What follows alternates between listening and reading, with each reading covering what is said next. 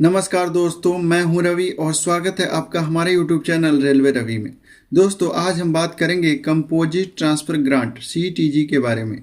यानी कि जब किसी रेलवे कर्मचारी का ट्रांसफ़र होता है तो उसे CTG के तहत कितना पैसा मिलता है, कौन इसके लिए एलिजिबल होता है और इसमें कौन कौन से डॉक्यूमेंट लगते हैं। इसके साथ ही किन परिस्थितियों में इसका भुगतान नहीं किया जाता है, तो पूरी जानकारी हम इस वीडियो में समझेंगे। तो सबसे पहले समझते हैं कंपोजिट ट्रांसफ़र ग्रांट (CTG) क्या होता है।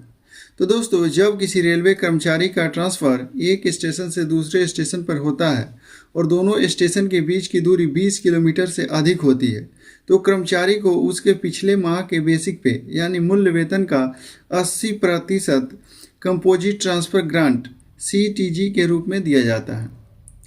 जैसे अगर किसी एम्प्लॉय का बेसिक पे 50,000 रुपये है तो उसका CTG होगा 50,000 का 80% यानी कि 40,000 रुपये। लेकिन अगर ट्रांसफ़र उसी शहर में या 20 किलोमीटर के अंदर में होता है तो ऐसे मामलों में CTG का भुगतान नहीं किया जाता है। अब बात करते हैं किन कर्मचारियों को यह लाभ नहीं मिलेगा। तो पहला है गैर अभ्यास भत्ता यानी नॉन प्रैक्टिसिंग अलाउंस पाने वाले कर्मचारियों के लिए मूल वेतन का वह भाग CTG में शामिल नहीं किया जाएगा। दूसरा है अगर पति और पत्नी दोनों रेलवे कर्मचारी हैं और उनमें से केवल एक का ट्रांसफ़र हुआ है तो ट्रांसफ़र के 6 महीने के भीतर और 60 दिन के बाद अगर दूसरे का भी ट्रांसफ़र हो जाता है तो दूसरे यानी पति या पत्नी को केवल 50% CTG का भुगतान किया जाएगा।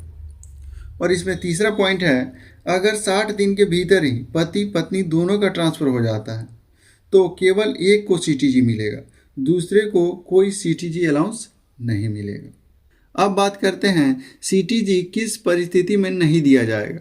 तो दोस्तों, CTG का भुगतान कुछ विशेष परिस्थितियों में स्वीकार नहीं किया जाएगा। अगर ट्रांसफ़र 180 दिन से अधिक की अवधि के लिए नहीं है यानी अस्थायी ट्रांसफ़र है तो CTG का लाभ नहीं मिलेगा। दूसरा, अगर ट्रांसफ़र कर्मचारियों के अनुरोध यानी म्यूचुअल ट्रांसफ़र है या ऑन रिक्वेस्ट ट्रांसफ़र है तो इस परिस्थिति में भी CTG नहीं दिया जाएगा। यानी कि केवल प्रशासनिक आदेश मतलब एडमिनिस्ट्रेटिव ग्राउंड पर हुए ट्रांसफ़र पर ही CTG का भुगतान किया जाएगा। अब बात करते हैं व्यक्तिगत सामान के परिवहन की। तो दोस्तों, अगर कोई कर्मचारी ट्रांसफ़र के समय अपने घर का सामान ट्रक या वाहन से शिफ्ट करता है तो रेलवे इसके खर्च का प्रतिपूर्ति भी करती है।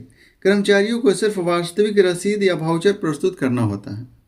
अब जानते हैं अलग अलग पे लेवल पर कितनी दर से भुगतान किया जाता है। तो दोस्तों, पे लेवल 6 और इससे ऊपर के लेवल के लिए सड़क मार्ग द्वारा परिवहन की दर 63 रुपये प्रति किलोमीटर की दर से भुगतान किया जाएगा। वही पे लेवल 5 के लिए 31 रुपये प्रति किलोमीटर और पे लेवल 4 और इससे नीचे के लिए 19 रुपये प्रति किलोमीटर के हिसाब से पेमेंट किया जाएगा।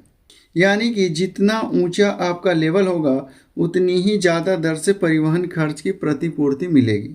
दोस्तों, अब सबसे ज़रूरी बात कौन कौन से डॉक्यूमेंट CTG एप्लीकेशन के साथ लगेगा इसके बारे में जान लेते हैं। तो पहला है इसमें खुद का CTG एप्लीकेशन होना चाहिए। दूसरा, ट्रांसफ़र ऑफिस ऑर्डर होना चाहिए। तीसरा, ज्वाइनिंग रिपोर्ट। चौथा, रिलीज ऑर्डर। पाँचवा, पास। छठा, ओल्ड स्टेशन से न्यू स्टेशन की डिस्टेंस के लिए या तो गूगल मैप का जिराक्स या जो भी आपका प्रूफ हो उसको डाल सकते हैं।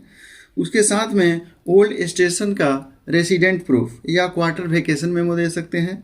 उसके बाद न्यू स्टेशन का रेसिडेंट प्रूफ या क्वार्टर ऑक्यूपेशन मेमो भी लगा सकते हैं।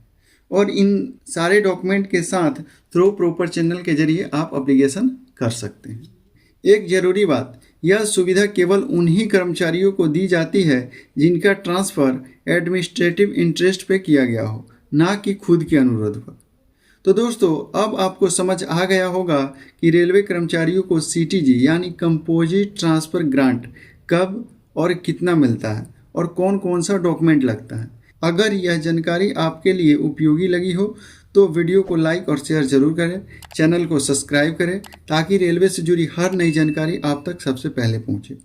और अपना सुझाव कमेंट बॉक्स में ज़रूर लिखें। Thanks for watching this video.